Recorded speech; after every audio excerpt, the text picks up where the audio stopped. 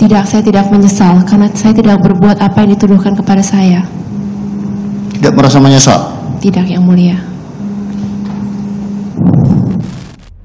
Sudah 8 tahun berlalu, Jessica Kumala Wongso mendekam di balik jeruji besi. Sempat dikabarkan pada bulan Januari tahun 2024, beberapa bulan lalu, ia akan bebas dari penjara. Namun ternyata informasi tersebut adalah hoax. Lalu bagaimana nasib dan kabar terbarunya sekarang di penjara? Mari kita bongkar. Saya mengerti kesedihan mereka dan saya pun merasa sangat kehilangan. Tapi saya juga dituduh membunuh. Yang Mulia, saya tidak tahu bagaimana mengungkapkan perasaan ini dengan kata-kata. Kejadian ini bermula pada tanggal 8 Januari 2016. Saat itu Jessica Kumala Wongso sedang berkumpul di Olivier Cafe Grand Indonesia bersama Wayang Mirna Solihin dan Hani. Mirna diketahui meninggal dunia setelah meminum kopi es Vietnam. Berdasarkan hasil otopsi yang dilakukan oleh pihak kepolisian, ditemukan adanya pendarahan pada lambung Mirna. Pendarahan ini disebabkan oleh adanya zat yang bersifat korosif yang masuk ke dalam tubuh dan merusak mukosa lambung. Setelah melalui pemeriksaan lebih lanjut, zat korosif ini berasal dari asam sianida. Pusat Laboratorium Forensik Polri juga menemukan sianida pada sampel kopi yang diminum oleh Mirna. Berdasarkan hasil oleh tempat kejadian perkara dan melakukan pemeriksaan terhadap para saksi, polisi menetapkan Jessica Kumala Wongso sebagai tersangka. Jessica pun dijerat dengan pasal 340 KUHP tentang pembunuhan berencana. Jessica dinilai membunuh Mirna atas dasar sakit hati karena Mirna menasihatinya soal asmara. Ada beberapa hal yang memberatkan hukuman Jessica, di antaranya perbuatan Jessica telah menimbulkan kesedihan yang mendalam terhadap pihak keluarga Mirna. Selain itu, perencanaan pembunuhan ini dinilai dilakukan secara matang dan dengan keteguhan hati. Perbuatan ini dinilai sangat keji karena Mirna adalah teman Jessica sendiri. Selama proses persidangan berlangsung, Jessica sempat menjelaskan mengenai kondisi ruang tahanan yang ditempatinya selama ditahan di rutan Polda Metro Jaya. Dirinya menyebut ruang tahanan ini sebagai sel tikus. Jessica mengatakan bahwa ruang tahanan yang ditempatinya ini merupakan sel isolasi.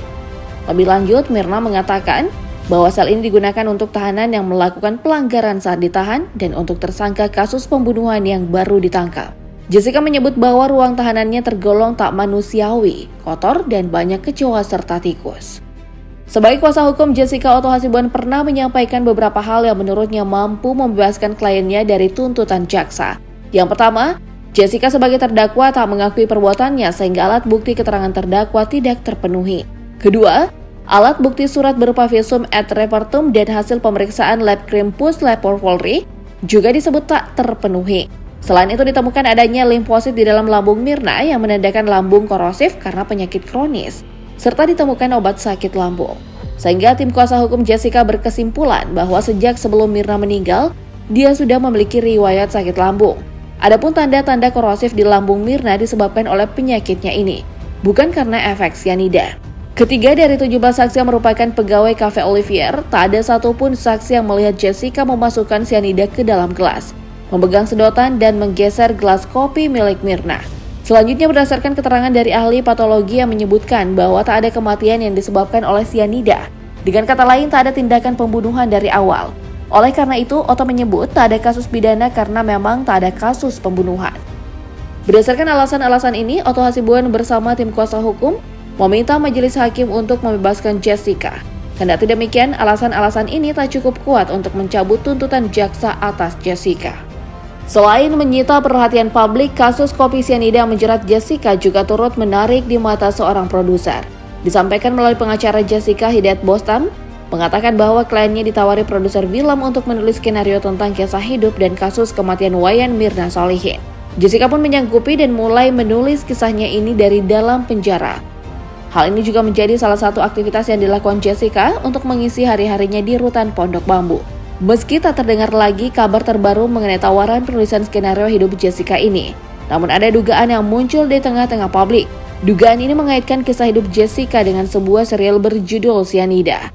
Ram Punjabi selaku produser membantah jika cerita yang diangkat ada serial ini merupakan adaptasi dari kasus kopi sianida. Ia menegaskan bahwa web series karya sineas Sridhar Jati ini sepenuhnya fiktif. Kendati demikian, Ram Punjabi merasa wajar jika orang-orang akan teringat kasus pembunuhan Mirna setelah membaca sinopsis dari serial Sianida. Butuh 32 kali persidangan sebelum pada akhirnya majelis hakim memutuskan Jessica bersalah dan dihukum selama 20 tahun penjara. Hukuman ini dijatuhkan pada 27 Oktober tahun 2016 lalu. Namun sebelumnya, Jessica sempat membacakan nota pembelaan diri atau pledoi pada sidang ke-28 di Pengadilan Negeri Jakarta Pusat 13 September 2016. Di dalam nota pembelaannya, Jessica menyampaikan bahwa dirinya tak menyangka bahwa Myrna akan meninggal pada hari pertemuan mereka. Ia pun mengaku merasa sangat kehilangan atas kepergian sahabatnya. Jessica mengaku memahami kesedihan yang dirasakan oleh orang-orang yang menyayangi Myrna, tapi dirinya tak mengerti dengan segala tuduhan kejam yang diarahkan padanya. Keluarganya harus menderita karena dipojokkan oleh publik. Jessica juga menyampaikan keyakinannya bahwa ia tak menaruh apapun di dalam kopi yang diminum Myrna. Ia juga menceritakan bagaimana hidupnya berubah menjadi mimpi buruk setelah peristiwa ini. Jessica menceritakan bahwa selama pemeriksaan ia terus-menerus disuruh untuk mengakui perbuatan ini dengan menggunakan rekaman CCTV sebagai senjata.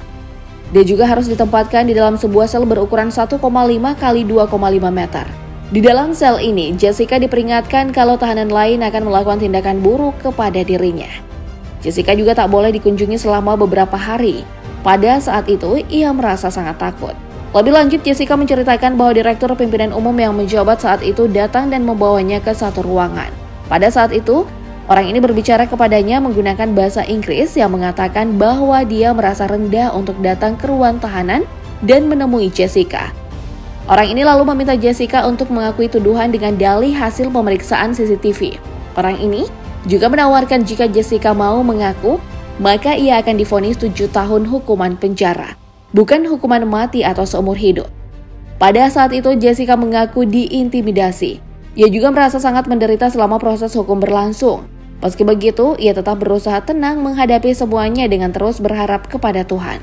Di akhir pembacaan pledoinya, Jessica menyatakan bahwa dirinya bersumpah tak membunuh Myrna. Kabar terbaru dari Jessica saat ini beredar, kabar bahwa kisahnya bakal difilmkan. Beredar juga semua rekaman Jessica sedang berbicara mengenai kasusnya dan tiba-tiba di-stop oleh seorang gara-gara Jessica tak melanjutkan pembicaraannya. If the media wasn't really keen on me at that time, would it be different? Sorry, Jessica. Saya minta maaf. Mungkin Terlepas dari itu, kabar Jessica Kumala Wongso sebelum rencana kisahnya yang bakal difilmkan tak pernah terdengar lagi oleh Otto Hasibuan, tak lagi mendampingi Jessica. Jessica pun tampak menjadi lebih pendiam setelah kasus ini membuatnya harus mendekam di penjara selama 20 tahun. Ia lebih sering menghabiskan waktunya di dalam kamar, ia hanya keluar ketika keluarganya datang berkunjung. Padahal dulu Jessica hampir setiap pagi dan siang hari bersembahyang di vihara. Ia bahkan mengajak serta ibu dan pamannya untuk beribadah. Petugas lapas mengatakan bahwa mungkin saja Jessica lebih memilih berdoa di dalam kamar sembari merenung.